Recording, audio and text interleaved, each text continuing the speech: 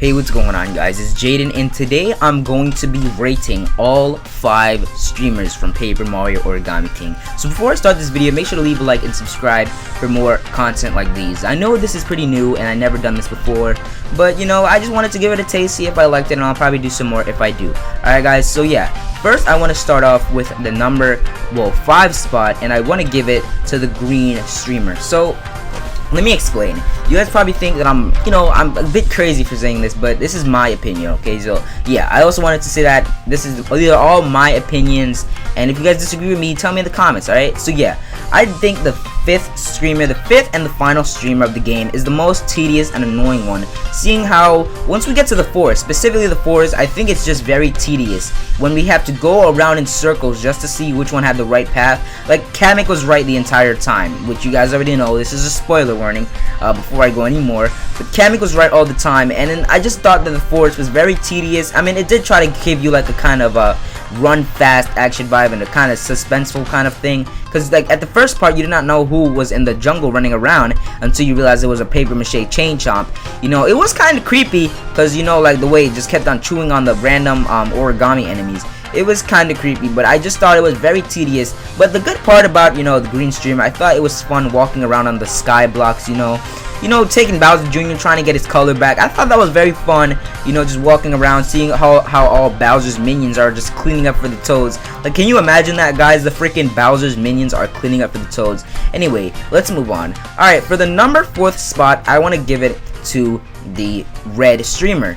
Or, yeah, the red streamer. I thought this deserved a higher spot, but comparing it to the rest of them, I just thought it couldn't have done it, you know. Listen, let me explain.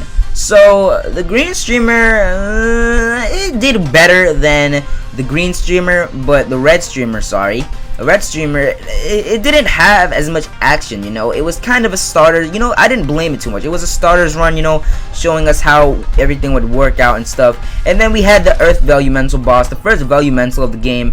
You know, I just thought it was pretty decent. Let me explain why I think it's decent. Like, for certain parts, like the first actual stationary boss is a colored pencil, you know, it wasn't that bad. And Overlook Mountain was a pretty cool mountain. Like Overlook Mountain and Overlook Tower, both of them, I really did like Overlook Tower, because once you got there, it was so suspenseful, and then, like, you know, it was just fun. And especially that one with the mini Goombas, I thought that was a bit tedious, but also kind of fun in a way. So yeah, I wanted to put this one at the lower spot because it did pretty decent for a starter's one, but it did, you know, compared to the rest of the ones on the list, you know, it just can't stand. Alright, so for the number 3rd spot, I want to give this to Autumn Mountain. Autumn Mountain has one of the best music in the game. I'm just gonna say that. I'm just gonna throw that out there. I really do think Autumn Mountain has some great music, like for both of them. Like, and like for when you get to the second half of Autumn Mountain, when you get to that little play area, I forgot what it's called, amusement park, that's what they call it. The music is so suspenseful and creepy. It's like a mystery, like what's going on, why all the Toads disappeared, you know, where did everybody go, and it's like where you figure out Bobby's memories and stuff. It was actually fun. This is a good spot to put at the middle spot, because the rest two are actually better than this, in my opinion. But like, the music was fire, the story for this certain part was fire, because, you know, like the water disappeared and you had to go to the Earth Value Mental, the Water Value Mental, you know, area, get the Water Value Mental powers and fill it back up. You know, I thought that was pretty fun. And then the second half was even better, because, you know, it was pretty suspenseful with everybody disappearing, and then you had to go figure out where all of the Toads were. And then the final boss of that area was Rubber Band. I thought they could have done better, but I liked the way that they ended it off. You know, it was kind of a I don't know, creepy, kind of cool, fun vibe. And then the one with the stage part where you actually got to fight the paper mache Goombas, dance with the paper mache Shy Guys, and stuff like that. Those were just fun. And then don't forget the you know, the one with the western kind of one where you had to fight the Spike. You know, the paper mache Spike with the fake guns and stuff. Those were fun. Alright, so yeah, let's move on. Alright, for the number 2 spot, I want to give this to the yellow streamer. So, hold on. I know you guys probably think that I'm crazy for this, but let me explain. You guys know very well that you like, what was it called? Shy Guy City, I think? Or, I don't remember. But I know you guys like that. The music, the atmosphere, it was like a, you know, like a late night party. It was like kind of a, it was just pretty fun, you know. It was like a dark rave at night, you know, with the snippets, all of the snippets around. And then, oh my gosh, don't even talk about the hotel. Like, when you first get into the hotel, bro, the music is fire. I cannot stand, well, I mean, I can obviously stand it, but I just really love the music. It's actually my favorite OST in the game, like the favorite soundtrack of the game. The pool, when you first enter into the hotel, the Royal Hotel, and then the story that it had, you know, and especially the boss. You guys cannot forget the boss. The fire Velumental was fire, literally. But I also thought that the the pole puncher, I think that's my least favorite boss in the game. I just don't really like it because of how tedious it is. You have to run around, get stuck with holes, and you know, I didn't like it. But that's for a different video. But the desert part was okay, you know, driving around with your little boot was pretty fun, you know. And then it was, we cannot forget, I guess I was in between the blue streamer and the yellow streamer where Bobby died, RIP to him.